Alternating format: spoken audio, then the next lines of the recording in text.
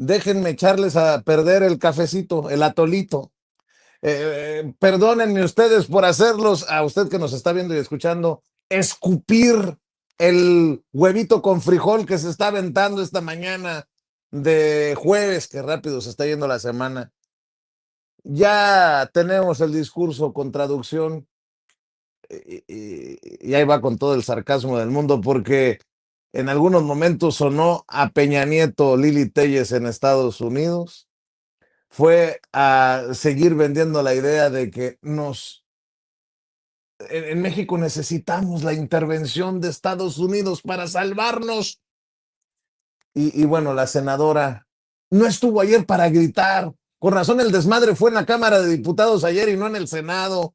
Las mierdas, las mentadas de más. Es en serio, estuvo así de fea la cosa en la Cámara de Diputados, porque Lili Telles andaba en, en el país de las hamburguesas, allá en Texas.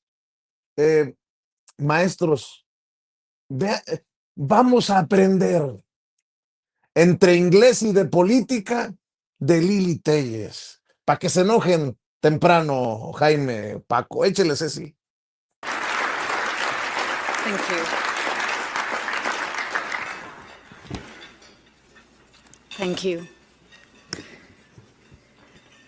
Distinguished members of the Texas Public Policy Foundation, dear friends of Patria Unida, thank you for your support for me to be able to be here to speak with you. Ladies and gentlemen, I warned that Mexico was drifting away from the free world and sliding into a new and dangerous kind of regime, one in which socialism, corruption, and cartels merge into a single power structure. Mexico is not simply going through a crisis of national security. It is undergoing a regime change, an experiment in building what I call a socialist mafiocracy, a system in which authoritarian politics, an omnipresent state, and narco-terrorism are fused into one. And yes, this is happening on the southern flank of the United States.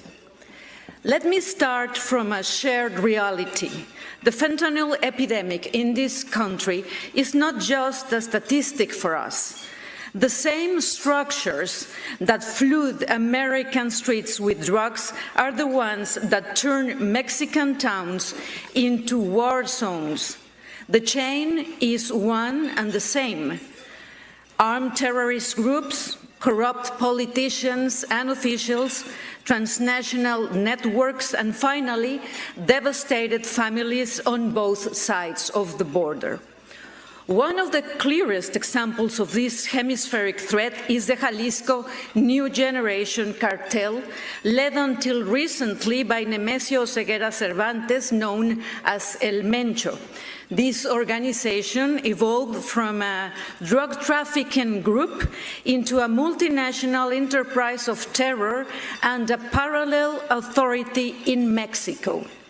It not only managed global supply chains of fentanyl and other drugs, it also acts as a de facto authority in many regions of Mexico. Cartels like these decide who can run for office, who can open a business, and even who is allowed to live in a given town. They collect taxes through extortion, they control strategic routes, and they maintain militias prepared to conquer and defend territories. But they are not invincible. On February of this year, El Mencho was finally killed by the Mexican military in an operation in Jalisco supported by the United States intelligence that helped pinpoint his exact location. He is dead, but his cartel's operation is still thriving in alliance with Morena's government. It is impossible not to ask why, after so many years of suffering, violence inflicted by this cartel, did the Mexican authorities finally decide to go after him, only when President Trump put sustained pressure on our government? The answer is simple. It was never a question of capacity. It was always a question of political will. The problem has never been the Mexican military. The problem has been the Mexican commander-in-chief, the president, who does not want to give the order to dismantle the cartels. That is why when Mexicans are asked about the idea of a United States military intervention on our soil to eliminate the cartels, most reject it.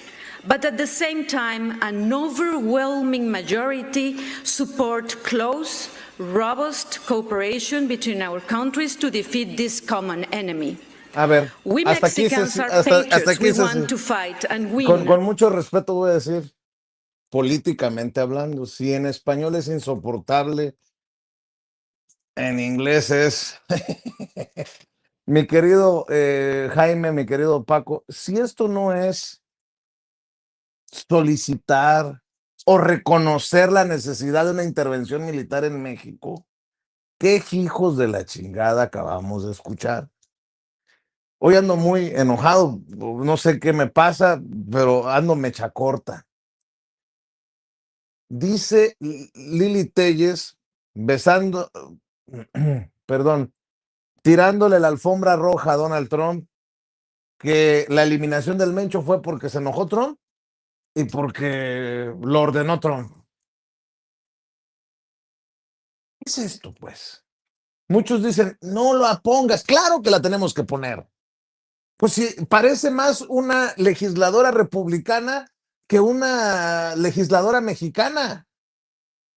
Acabo de decir que guardaba una ligera esperanza de que el PRI y el PAN votaran en bloque, en unidad, para respaldar la ratificación de Roberto Velasco como canciller, pero pues con estas cosas se da uno cuenta que los intereses del PRI y del PAN en estos momentos están más allá de las fronteras.